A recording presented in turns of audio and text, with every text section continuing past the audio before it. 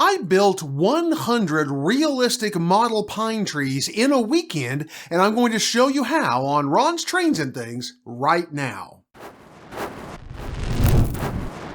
Hi, I'm Ron of Ron's Trains and Things, and I have been filming the opening and closing of my videos in front of this scene for as long as my channel has been in existence, for over 6 years, and to be honest, it hasn't changed very much. Now, there is a story there, but I won't tell it in the context of this video. But as you can see behind me, this scene needs a lot of trees. In fact, I would estimate ultimately to get the mountain area of my layout done, I'm probably going to need somewhere in the vicinity of 1,500 trees. That's a lot of trees. Now, I've made videos in the past about how I make pine trees out of bamboo skewers and furnace filter material, as well as twisted wire trees using fibers from jute twine. Well, today I'm trying some new techniques, and I think they're going to make my best pine trees yet. And I'm really excited about it, and I'm going to share it with you.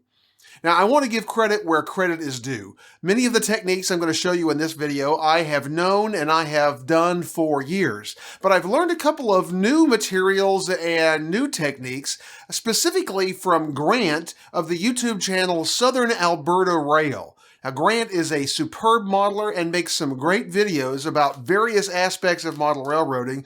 And if you haven't watched him and you're not subscribed to him, I really highly recommend his channel, and I'll provide a link to his channel in the description down below this video.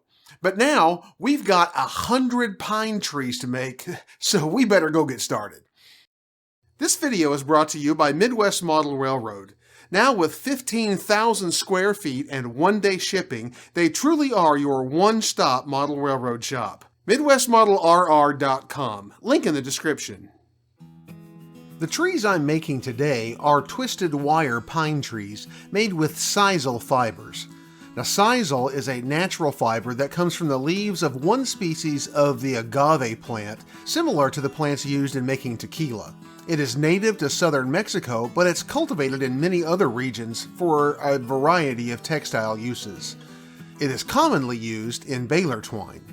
In the past, I've made similar trees using fibers from jute twine. Jute comes from a bamboo plant that grows in India and is also used in textiles. The jute fibers are much softer than sisal, and as a result, in twisted wire trees, jute tends to wrap around the wire while twisting, and it tends to mat while spray painting, and I just honestly didn't get as consistently good results as I had hoped. Sisal is thicker and stiffer fiber, and I think I'll get much better results from it. You can get sisal twine from your local ag dealer, but I ordered this bale from Amazon. It's smaller than the bales that you would get at your ag retailer, but it's still enough to make thousands of trees. I'll include a link to this sisal twine in my Amazon pick of the week in the description down below if you'd like to check it out. I started by cutting the twine to length. You want pieces that are as long as the widest part of your trees.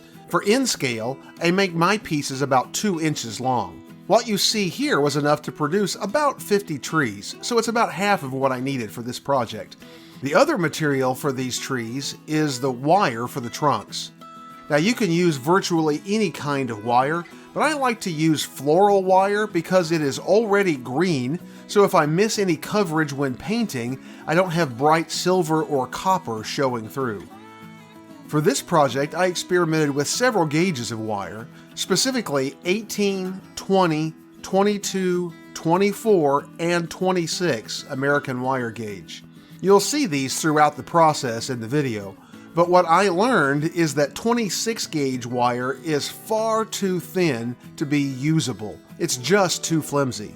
24 gauge was a little better, but was still too thin. 20 and 22 gauge were much better, but 20 gauge was my favorite to work with by far, and it made the best trees. The 18 gauge wire was almost too thick and was much harder to twist. Of the 100 trees that I made, about 80 of them were made with the 20 gauge wire. The wire I worked with came pre-cut in 18-inch lengths, which gives a 9-inch trunk to work with, which I find perfect.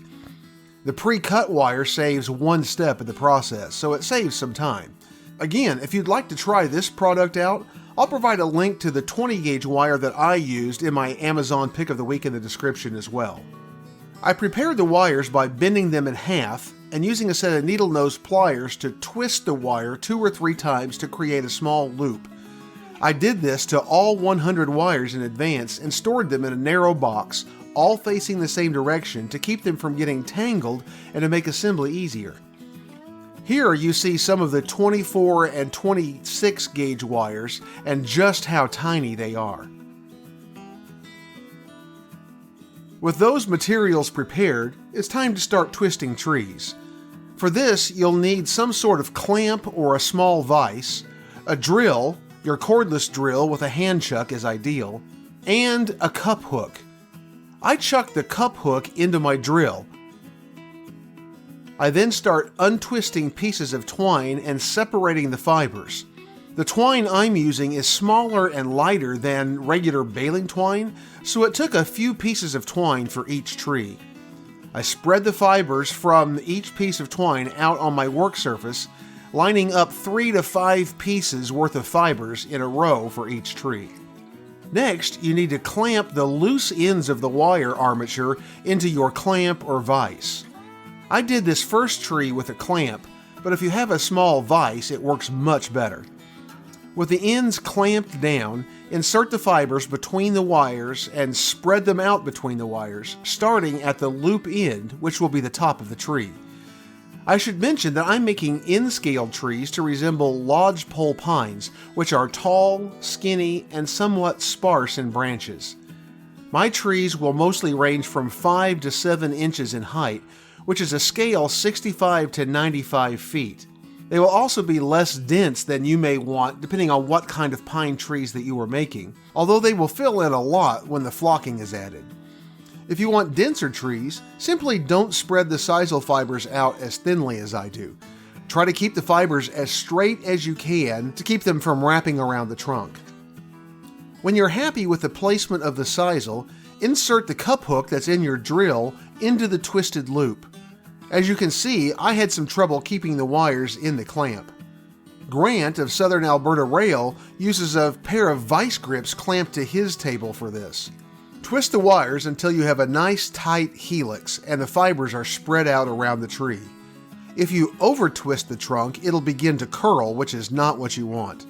With lighter wire, the loop at the top may twist off, and if it does, that's perfectly okay. At this point, you have a nice bottle brush. It isn't shaped like a pine tree yet, but that'll come in a later step. Here is the same step performed using my vise. This portable vise is really ideal for this project. After twisting each tree, I fluff it a bit to remove any loose fibers and to shape the tree a bit.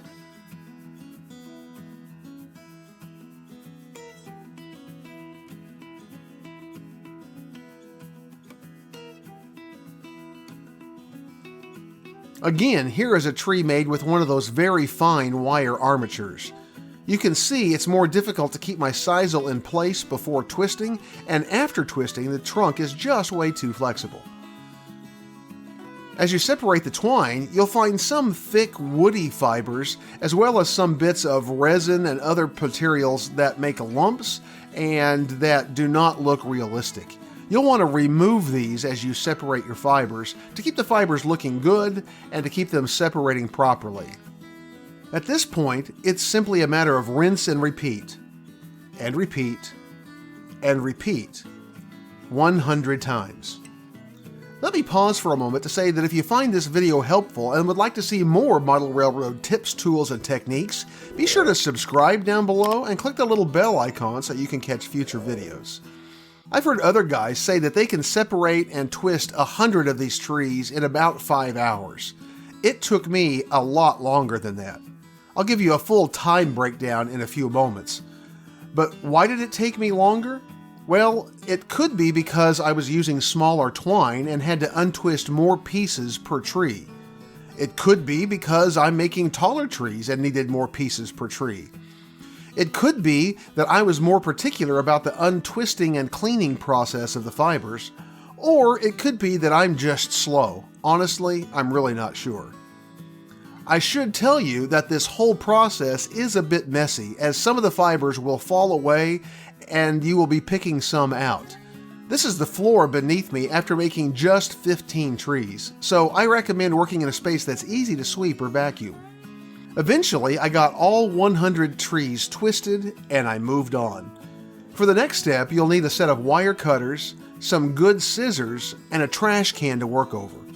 At this point, I cut off the loop at the top of the tree.